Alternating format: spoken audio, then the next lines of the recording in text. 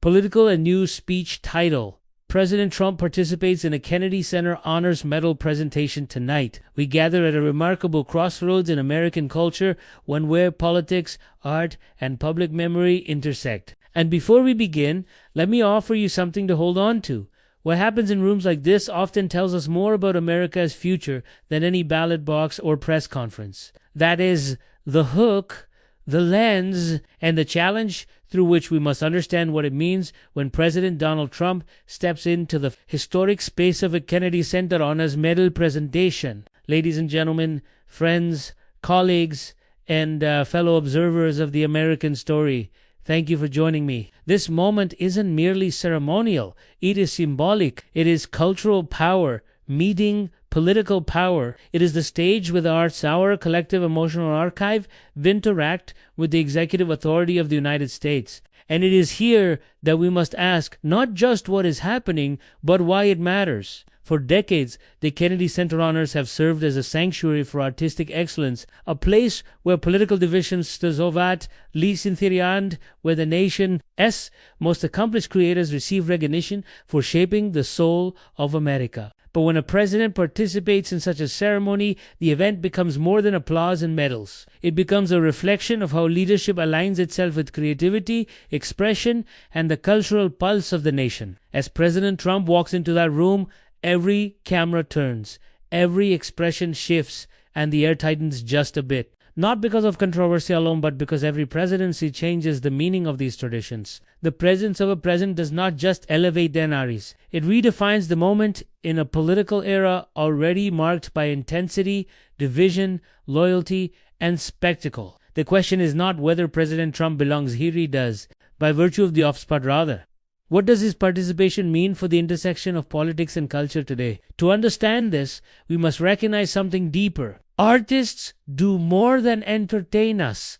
They expose us. They hold mirrors to the society we build, the policies we vote for, the systems we benefit from, the inequalities we overlook. When a president enters their domain, the message becomes twofold: a gesture of respect toward the arts and intentionally or nata, request for validation from the cultural sphere. The Kennedy Center stage becomes a barometer of how the creative world and the political world negotiate their differences. Now, imagine the atmosphere in that room, the blend of admiration and tension, the applause that carries both gratitude and curiosity. The honorees standing tall, knowing that this medal represents decades of talent, sacrifice, and resilience. Meanwhile, the president stands before them, representing the weight of policy, ideology, and national responsibility. This moment is not just ceremonial, it is symbolic communication. And symbolism matters,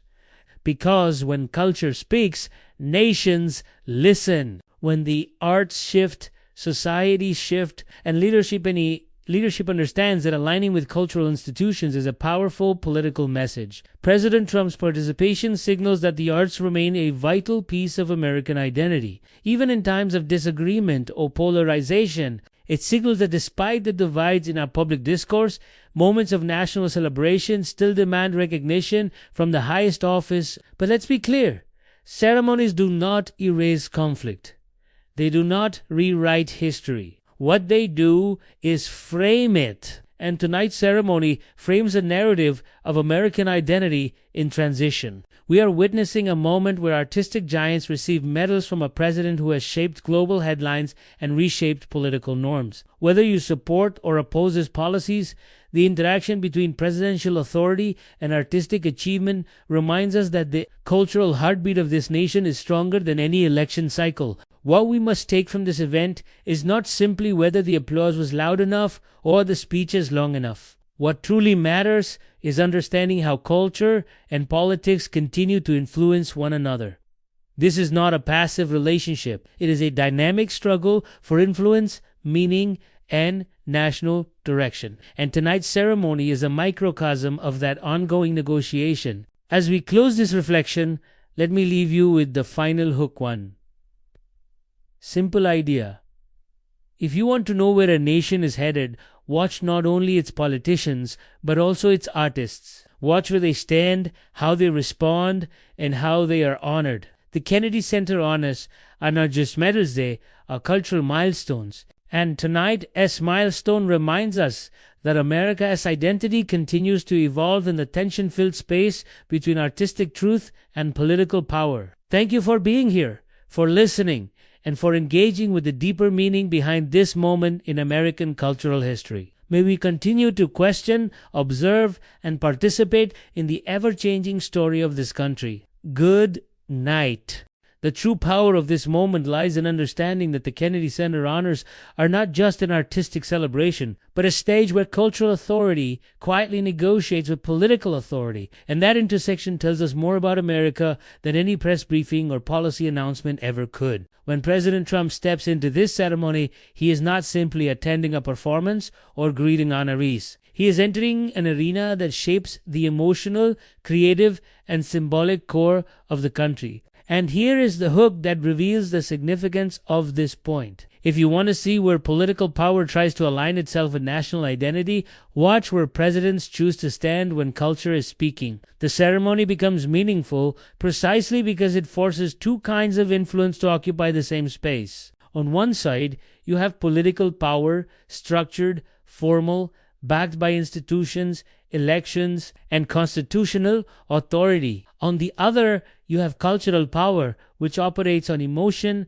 memory, tradition, storytelling, and the collective imagination of a nation. When these two forces meet in the same room, neither remains unchanged. The president's participation sends a message, sometimes intentional, sometimes merely symbolic, about the administration's relationship with the arts and how it wishes to be perceived by a broader public. This is where the deeper analysis emerges. The Kennedy Center honors have long been seen as a safeguard of cultural independence, a sanctuary where artists can be recognized for shaping how America sees itself. Their impact stretches far beyond entertainment. They influence how Americans interpret justice, dignity, conflict, unity, and change. So when a president steps into that circle of recognition, it becomes a subtle negotiation of meaning. The presence of a political figure, even without a speech, reshapes the tone of the event. Cameras turn, audiences shift, interpretations evolve, and suddenly what was once purely cultural now carries political weight.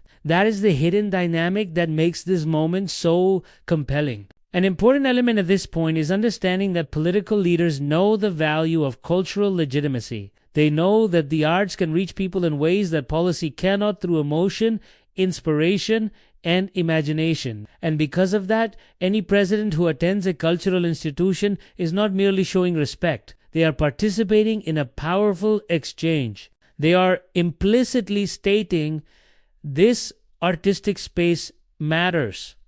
This institution matters, and being present here aligns me with something larger than politics. Whether one views that gesture as sincere or strategic, it remains undeniably significant. Consider the atmosphere of the event. When a president enters, the honorees, celebrated for decades of artistic mastery, represent creative influence independent of political cycles. Their contributions are not measured in votes, but in impact on hearts, minds, communities, and cultural memory. When political leadership stands before them, it symbolically acknowledges that cultural achievements carry a form of authority that political office cannot replace. This moment becomes a recognition that a nation's identity is shaped as much by the rhythm of its art as by the rules of its government. There is another hook embedded here. Cultural spaces often tell the truth before politics is ready to say it out loud. They express emotions, conflicts, and hopes that political systems may struggle to articulate. And when the president participates in such a ceremony, he is stepping into a zone where artists have already defined the narrative of what America feels, questions, and celebrates. The political figure, for a brief time, becomes a visitor in a world shaped by creative influence rather than political authority. The significance of this intersection cannot be overstated. It is where symbolic power meets emotional truth. It is where leadership confronts legacy. It is where cultural memory interacts with political present. And it is where the story of America is negotiated not in laws or speeches, but in the powerful space between public office and artistic expression. The presence of a president at any cultural ceremony is never neutral, and in the context of the Kennedy Center Honors, it becomes a powerful reframing device that subtly reshapes how the event is understood, perceived, and emotionally interpreted. This is the core of the second key point. When President Trump steps into this artistic space, he does not merely attend. He transforms the meaning of the moment, and here is the hook that drives this idea forward. If you want to understand the deeper tension between image and influence in American politics, watch what changes in the room when a president arrives. Every presidency carries its own tone, narrative, and political climate. Whether celebrated or criticized, each administration produces a distinct energy that follows the president into every public space. That energy becomes impossible to separate from the event itself, especially at a ceremony rooted in tradition, excellence, and cultural reverence. The Kennedy Center Honors have historically been viewed as a sanctuary of creative achievement, a place meant to rise above partisanship, yet the moment a president steps in, the ceremony acquires layers subtle, symbolic, and deeply political. To understand why this shift occurs, we must examine the dual function of presidential presence. On one level, it serves as an endorsement of the arts, a recognition that creativity and culture hold value in shaping national identity. But on another level, one that often goes unnoticed, it becomes a silent negotiation between authority and artistry. The room is suddenly filled with the weight of political context. Every handshake, smile, or applause is interpreted through the lens of national division, policy debates, and public sentiment. This is where the power of reframing emerges. Imagine the audience's reaction when Trump appears. For some, it represents a powerful image of leadership honoring cultural excellence. For others, it introduces tension, questioning whether political divides overshadowed artistic celebration. These contrasting interpretations coexist in the same moment, transforming what could have been a straightforward ceremonial event into a mirror reflecting the broader social and political state of the country. This is not accidental. It is the natural outcome of presidential presence in any setting defined by collective memory and cultural expression. Another hook emerges here. Art has the unique power to expose, challenge, or reaffirm societal values. And when political leadership enters that space, it cannot escape the narrative that artists have already shaped. Presidents do not control the emotional tone of the arts, they respond to it. And when they step onto that stage, they are stepping into a narrative that has already been written by musicians, writers, performers, and innovators who gave voice to the nation long before the ceremony began. This dynamic reframing becomes even more pronounced with a figure like Trump, whose presidency was marked by polarization, intensity, and a media environment that magnified every public appearance. His presence at the Kennedy Center Honors therefore carries a symbolic gravity that extends beyond tradition. It becomes a moment where cultural icons, many of whom build careers on challenging power structures, find themselves celebrated in the presence of a figure who reshaped those very structures. The intersection is compelling because it forces both sides, political and cultural, to acknowledge each other in real time. Even those who view the Kennedy Center Honors purely as artistic recognition cannot ignore the shift in atmosphere, tone, and emotional texture when presidential authority stands at the center of the room. The ceremony becomes a stage not only for honoring creative excellence, but for observing how political presence interacts with artistic legacy. The Honorees, each with decades of influence, suddenly appear on a symbolic stage where their work intersects with national leadership. Their achievements are illuminated through a different lens, one shaped by the social and political climate surrounding the presidency. The power of this reframing lies in its subtlety. The president does not need to speak, comment, or lead the ceremony for his presence to matter. The symbolic weight alone reshapes the understanding of the event. Cameras focus differently. Audiences respond differently. History records the moment differently. And this slight shift in perception reveals something essential. Political authority changes the meaning of cultural events simply by being present. The arts have always carried a unique and undeniable power in shaping how a nation understands itself. And this becomes especially evident at moments when political authority enters an artistic space. The Kennedy Center Honors are not merely performances or ceremonies. They are reflections of national identity, emotional memory, and generational influence. This is the foundation of the third key point. Artists act as mirrors of the society they inhabit, revealing truths that politics often struggles to articulate. And here is the hook that reveals why this moment matters so deeply. If you want to understand where a country is headed, look not at its politicians, but at the stories its artists choose to tell. Art holds the ability to capture the emotional pulse of a nation through music, film, theater, literature, and performance. Artists distill the complexities of social life into expressions the public cannot ignore. When a president participates in a ceremony honoring these figures, the room becomes a crossroads where political narrative meets artistic truth. The honorees represent decades of shaping how Americans interpret struggle, triumph, unity, division, love, and injustice. Their work forms a collective memory far more durable than any policy or election cycle. This is what makes the interaction between culture and politics so compelling in this moment. A powerful aspect of this point comes from understanding that artists are not bound by political terms or public approval. They create from experience, emotion, and observation, often addressing the very questions society is hesitant to confront. Their influence emerges not through authority, but through resonance and ability to reach people on levels deeper than public speeches or policy debates. This is why cultural recognition carries so much symbolic power. It acknowledges the individuals who shape the nation's conscience, not by governing it, but by inspiring it. When President Trump stands before these honorees, he enters a space where artistic impacts already defines the tone. He is acknowledging achievements that have shaped the country's emotional landscape, and this is where another hook appears. Political leadership may steer policy, but artists steer imagination.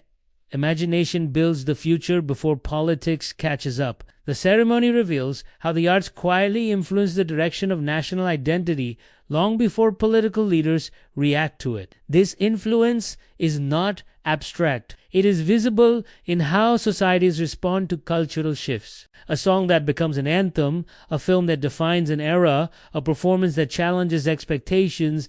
These artistic moments shape how people view justice, belonging, aspiration, and history. They embed themselves into public consciousness, guiding how communities see themselves and how they interpret the world around them. When a president participates in honoring the creators of these cultural milestones, the moment becomes a recognition of the power the arts hold in building collective understanding. The honorees at the Kennedy Center often represent more than entertainment. Their careers reflect decades of pushing boundaries, challenging norms, and expanding the cultural imagination of the country. When political figures share a stage with them, they are stepping into a conversation shaped by artistic insight rather than political agenda. The symbolism is unavoidable. Culture leads, politics follows. The arts show where society wants to go, and political leadership eventually responds to that direction. What makes this interaction even more significant is the emotional authenticity that artists bring into national dialogue. While political narratives can shift with strategy, artistic expression often reveals what people truly feel. It captures concerns, dreams, frustrations, and hopes in ways that resonate across generations. A political speech may define a moment, but a work of art can define a lifetime. That difference gives cultural achievements a kind of moral authority that cannot be legislated or controlled. This is why the Kennedy Center honors carry such powerful weight when analyzing national identity. The medaled artists are not simply being celebrated. They are being recognized as architects of the nation's emotional and cultural foundation. Their influence shapes how America remembers its past and imagines its future. And when political leadership joins this recognition, it becomes an acknowledgement that the arts remain one of the most powerful forces in guiding national direction persistently and profoundly.